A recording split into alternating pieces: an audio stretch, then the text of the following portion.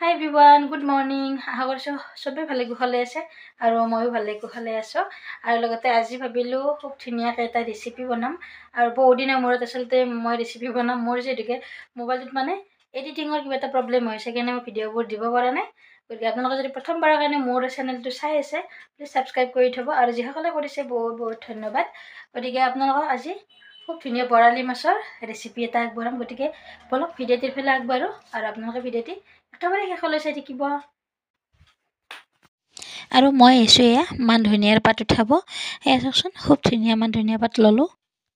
আৰু main ৰেচিপিৰ main যোগাৰটো হৈছে এয়া আদাৰ পাত গতিকে আজি বনাম আদাৰ পাতেৰে বৰালি মাছৰ গ্ৰেভি খুব ধুনীয়া লাগে আপোনালোকে এনেকুৱাকৈ যদি খাই পোৱা নাই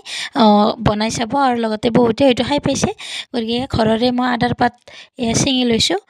এয়া চাওক আমাৰ একেবাৰে কম জায়গা তথাপিতো মই আদাৰ পাত যেদিকে ভাল পাওঁ এইখিনি আদা এনেকুৱাকৈ ৰুৱা গৈছিল আৰু এয়া আদাৰ পাতখিনি উঠাই আনিলোঁ আৰু এতিয়া খুব ধুনীয়াকৈ ধুই লওঁ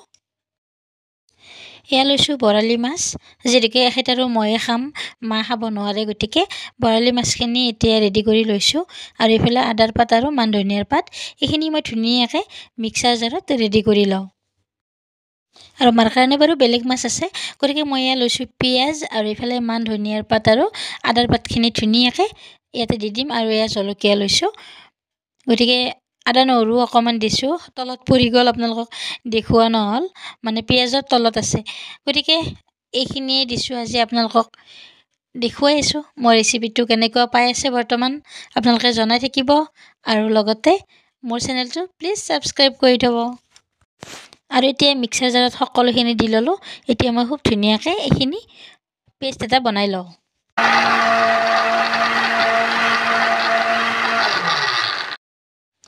হে গাইজ মিঠাতেল দি ল'লোঁ কেৰাহী গৰম হৈ গ'ল আৰু এয়া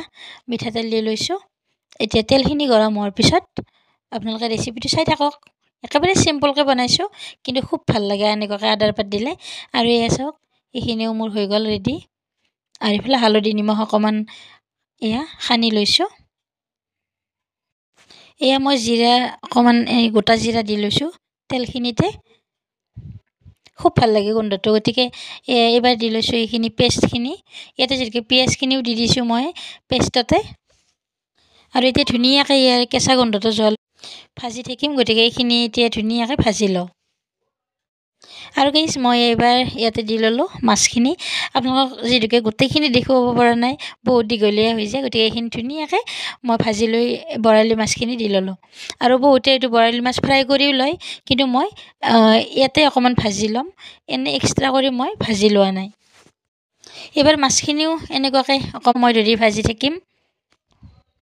মই যেনেকৈ মাছখিনিত হালধি দিছিলোঁৱে কিন্তু কম পৰিমাণত দিছোঁ সেইকাৰণে অকণমান আৰু দি লৈছোঁ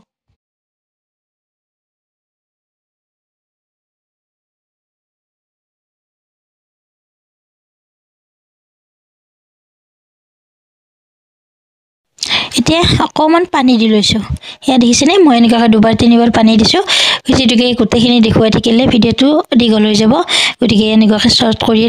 দিছোঁ এয়া অকণমান কাশ্মীৰী ৰেড চিলি দিছোঁ কালাৰৰ কাৰণে খুব ধুনীয়া হয় দেখিবলৈ গতিকে আৰু এতিয়া ধুনীয়াকৈ ঢাকি দিলোঁ আৰু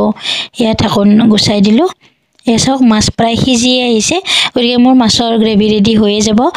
গতিকে আপোনালোকে কেনেকুৱা পালে জনাব আৰু এয়া শেষত ধনিয়াৰ পাত কাটি দিছোঁ গতিকে এইকেইদিন যেনেকৈ ধনিয়াৰ পাতে মেইন গতিকে ধনিয়াৰ পাত থাকিবই এনেকুৱাকৈ ৰেডি কৰি লৈছোঁ কেনেকুৱা হৈছে কালাৰটো জনাব খাবলৈ খুব ধুনীয়া হ'ব গতিকে এয়া দেখুৱাইছোঁ গাইজ আজি ৰেচিপিটো এইখিনিয়ে আছিল আৰু কেনেকুৱা পালে আপোনালোকে শেষত একেবাৰে জনাব